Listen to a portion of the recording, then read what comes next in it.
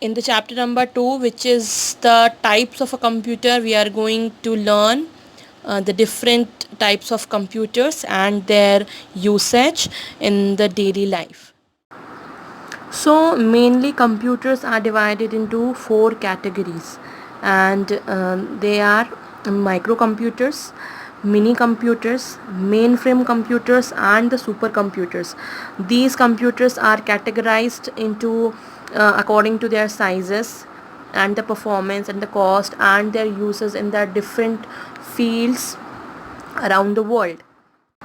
First category is the microcomputers. Microcomputers like the computer that we have in our lab or in our homes, and the laptops and the tablets. These are called the microcomputers, which are used for our personal jobs, which are used personally in our houses or in the schools. So these are all the types of microcomputers. Next type is mini computers. Mini computers are much more capable and bigger than our microcomputers. Their working speed is so much high, and the storage capacity is much more higher than our microcomputers, but these computers are used less. Examples you can see here: PDP 111 and K202. These all are the types of mini computers, and these mini computers are used in the labs or in the laboratories for some scientific processes and all.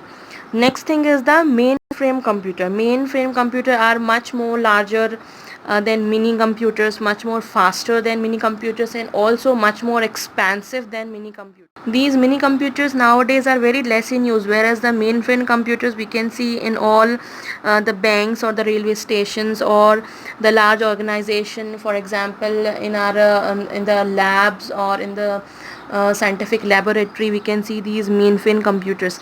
Examples you can see here, that is Hitachi Z80 and IBM Z13, etc. These all are the examples of the mainframe computer.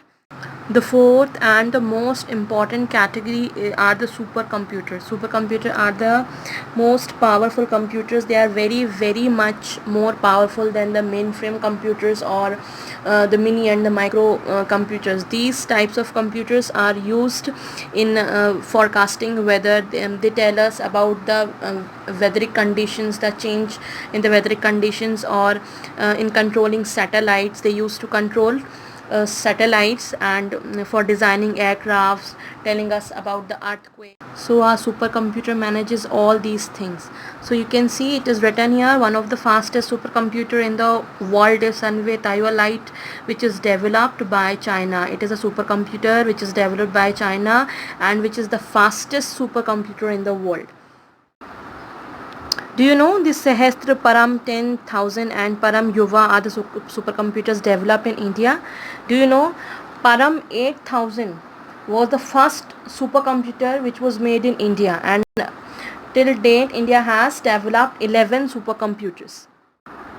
Next type of a computer can be a handheld device. The Android phones, the touch screen phones that we all have in our houses, it is a type of a handheld device. Handheld device which can be held in hand easily and which can be kept in our pockets easily. That is called a handheld device. And the most common examples for a handheld device is the smartphones that we have in our houses.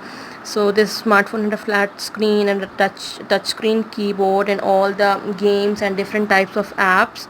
So it is a better example of a handheld device. Another example for these types of computers can be our smart watches. These smart watches are so much in trend nowadays, which provide us with the internet facilities and acts like our mobile also.